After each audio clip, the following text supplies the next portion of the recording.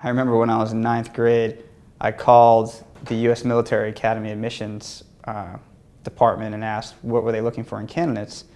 And the lady asked me, well, how old are you? Like, what's your story? And I said, well, I'm a freshman in high school. And she kind of laughed at me. She's like, well, you have a few more years before you have to worry about this. I was like, well, I'm getting ready now, so if you could just send me an application so I can at least know what I need to do to get ready, I'd like to start doing that now.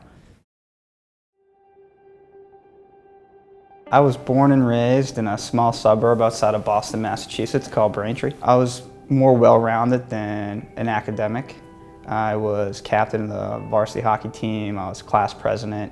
Middle school, my ice hockey team went up to West Point for a tournament, and I fell in love with the place. It just, everything from the cadets to the history and heritage to the football game with people jumping into the stadium with parachutes, cannons going off, I was hooked at 12. Your first year at West Point is not the best year of anyone's life.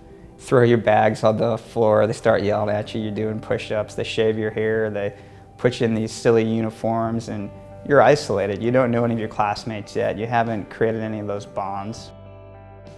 I wanted to be the best I could be. I wanted to be around the best. I wanted to have the most challenging and demanding missions. I wanted to have the greatest impact. When you finish Special Forces training as an officer and you go to a Special Forces team, you're in your late 20s. The soldiers on your Special Forces team have been there for years. In my case, my team sergeant, who is your right-hand man, who runs the team with you, his name was Jeff, and he had been on the team since 2000.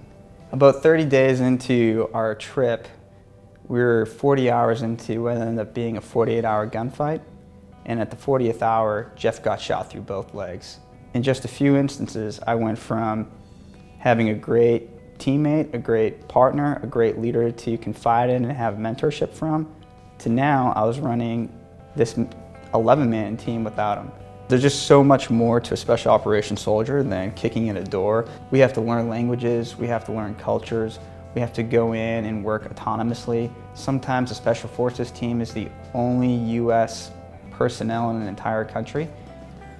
When I decided to get out, it was one of the hardest decisions of my life, but I just knew for our family, I had accomplished the goals that I wanted to accomplish. I had passions that I wanted to pursue in the corporate world, and just from a father and from a family man, I wanted to try something different. Tim basically came on as an analyst on my team about a year and a half ago. His ability to organize the team, his ability to learn on such an advanced track, but also bring great perspective to his peers and those around him has just been unbelievable. I love what I'm doing now. I love the people that I work with, and I see myself trying to become the next Todd Cucci, and that'd be great. But I understand that things change along the way, and so I'll adapt if I need to. But for now, I'm very happy where I am.